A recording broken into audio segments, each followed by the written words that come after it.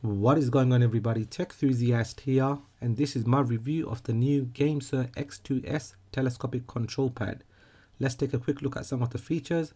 So firstly, it supports cloud gaming, basically Xbox Game Pass. It works with games with external controllers, and we will be connecting with Type-C for ultra low latency, and it supports phones up to 168 millimeters.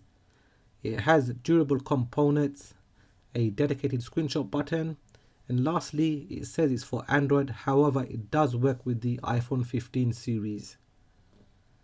Anyway, let's get to opening it up. So it is actually wrapped in a foam cover, not a carry case like we saw for the X2 controller. Not a big deal. Anyway, so firstly we've got this little plastic here. It's got a few things inside, so let's open that up. And firstly, we've got some caps for the joysticks, as you can see. So there are 4. They are all the same size, and it gives you that extra, size if you got big hands or fingers. Then we've got their GameSir card, which is their socials. You can join them by, scanning the QR codes. And then lastly, we've got the instruction manual. So there are a few illustrations here, as you can see, and here we've got the button combination. Basically, some button combinations you can press to switch to different modes. I will demonstrate that as well. And as you can see, the joysticks are protected by these foam rings, which is a nice little touch. Let me just move that to the bottom and grab the GameSir G8 Galileo for a quick size comparison. And basically this is what it looks like without a phone being inserted. And you can also see a review of the G8 on my channel. Okay, now in terms of the size of the X2S, it is pretty much exactly the same size as the X2 from before. Visually, the main difference would be the color we got going on here, as you can see. Now, as for the D-pad, it is pretty much exactly the same as before as well. You can hear the clicking as well. Now, for the joysticks, these are now Hall effect sticks, so there will be no more drifting. As for the left and right buttons, they are digital, but the trigger buttons, they are analog, and they are Hall effect as well, which is very nice. And then we've got the GameSir button, the screenshot button, and the S button, as well as the home button, all of which you can use to do different modes when you press them in different combinations. As for the face buttons, we are going with the Windows style now, no more Nintendo style. Not a big deal. And here you can hear the clicking sound as well. So here is the Type-C connector. As you can see, you can move it up and down, so you can slide in the phone without, giving it too much strain. And we've got this rubber protection going all around to protect the phone. On the bottom, we've got the Type-C port to give it pass-through charging as well. Now on the back, we've got the chicken logo, as well as the grips. You can see this texture here as well, so we'll give you a nice grip when you're holding the controller.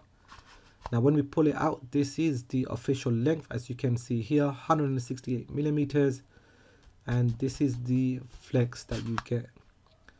Now, unofficially, you can actually pull all of this out to extend it even further, so you can connect like a tablet, but I just don't want to do that right here. Alright, so what I'm going to do now is connect my phone. So I've got a Samsung Galaxy S23 Plus with a cover on as well. So I'm just going to slide it in, and let me just bring that up. And you can see the light indicator is not on, but I'm going to push it a bit firmly, and the light indicator is on. It's because the case is on, I had to, push it down firmly. And here we can see there is plenty of clearance for any camera bumps. So I just want to quickly show you the GameSir app, which you need to install if you want to use some of the additional features, and you can find it on the Play Store. So once our control pad is detected, we're going to tap on that. And we've got several settings here, so let me just change it to landscape. And the first thing I'm going to go to is the gamepad test. so we can test all of the buttons as well as the sticks are working, as you can see here.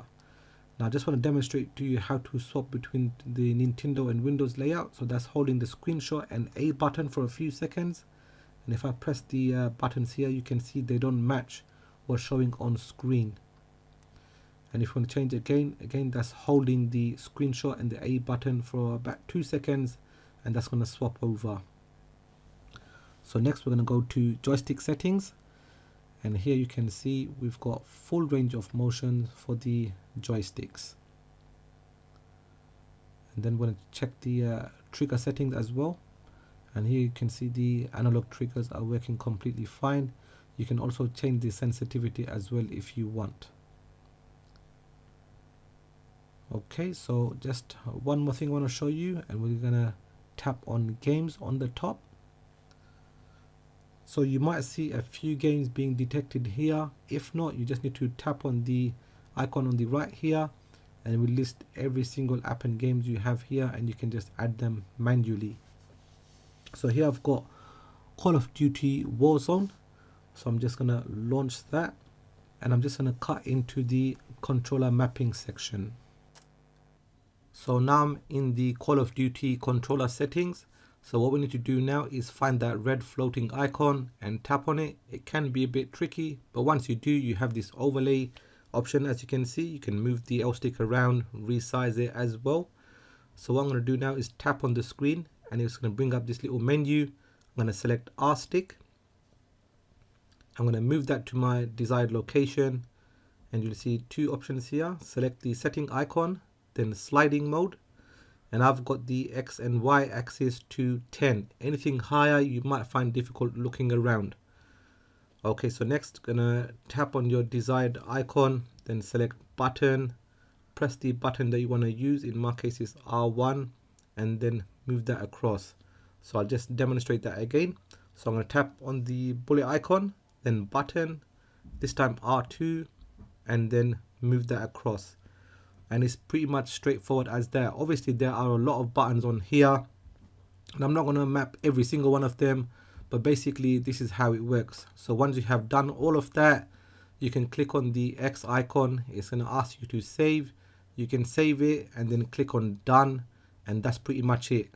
And now I'm just going to jump into gameplay. Okay, so here we are. As you can see, my analog sticks are working completely fine, as well as the buttons as well. Here I'm shooting with the R1 and the R trigger, and everything works perfectly as it should. So now we're on Street Fighter 3, and I want to see how the special moves work. So the fireballs work for the most part, but when it came to doing the dragon punches, I did find it, not coming out as consistently. But on the G8 Galileo, it was pretty much perfect, and I'll show you a clip from that video now. So let's try the dragon punch.